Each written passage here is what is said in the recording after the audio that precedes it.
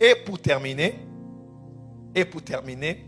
j'aimerais vous inviter à être tous connectés et à inviter un grand nombre de personnes demain vendredi à partir de 20h30.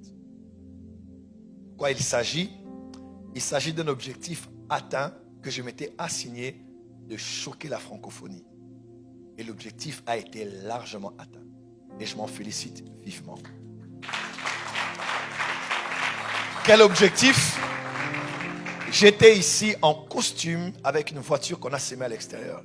Et je vous avais dit, il n'y a aucun verset au Nouveau Testament où Dieu nous demande de l'aimer. Je l'ai dit clairement ici. Et j'ai bien pesé mes mots. Il a été prêché, le message, il était même en 2 volumes, n'est-ce pas? Les 2 dimanches.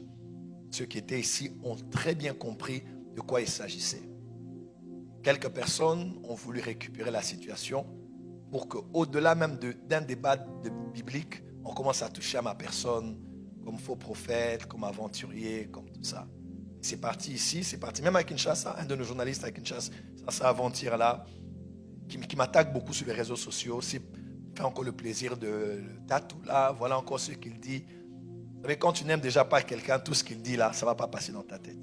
Il n'y a aucun verset où Dieu nous ordonne de l'aimer comme dans l'Ancien Testament.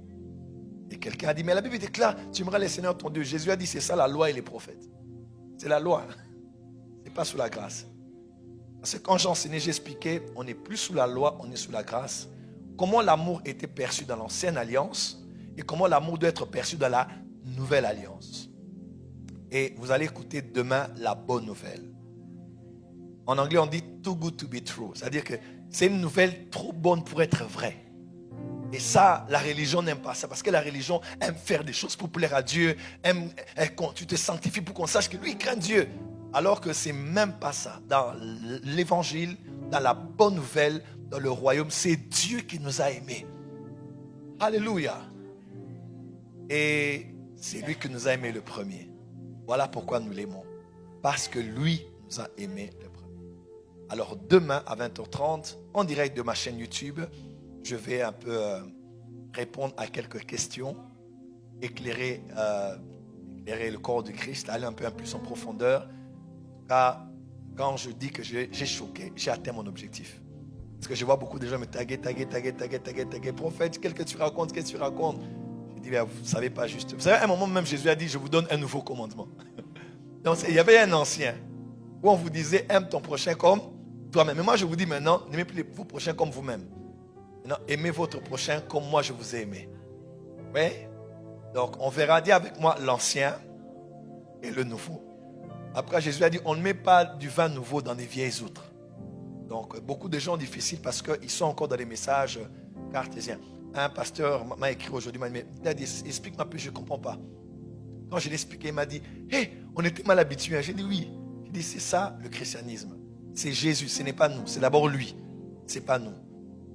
Mais quand l'homme veut toujours avoir un peu de gloire, d'avoir lui, il aime Dieu plus que l'autre. Bon, sur base de quoi on juge l'amour que quelqu'un a vis-à-vis de Dieu?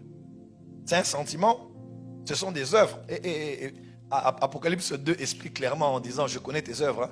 Si tu lis comment Jésus décrit l'église d'Éphèse, là, l'Apocalypse 2, c'est une église qui fait de bonnes œuvres. Mais après, Jésus dit, mais le premier amour, bon, finalement, si l'amour, c'est beaucoup plus venir à l'église, être loyal à son pasteur, donner les offrandes, les servir, et que tu dis que ce n'est pas ça le premier amour. Le premier amour, c'est quoi? Voilà pourquoi il faut faire une bonne exégèse de l'épître de Paul aux Éphésiens avant de comprendre la lettre de Jésus à l'église d'Éphèse. Quand dans Éphésiens, on parle de l'amour, on parle de quoi comme amour? Qu'est-ce qu'on a plus prêché aux Éphésiens sur l'amour pour que Jésus aille dire, tu as abandonné ton premier, qui a aimé qui est en premier? Alléluia. Donc demain, Bible en main, cœur ouvert, nous allons vous parler de la bonne nouvelle, de l'amour infini de Dieu qui nous a été manifesté dans la personne de Jésus. En tout cas, demain, soyez connectés en ligne, partagez le lien aux gens et permettez à quelques pharisiens, eux, il y en aura toujours. Hein, c'était les plus grands ennemis de Jésus lors de son ministère dans les jours de sa chair. Il y en aura encore, mais nous voulons apporter la bonne nouvelle. Qui est béni ce soir?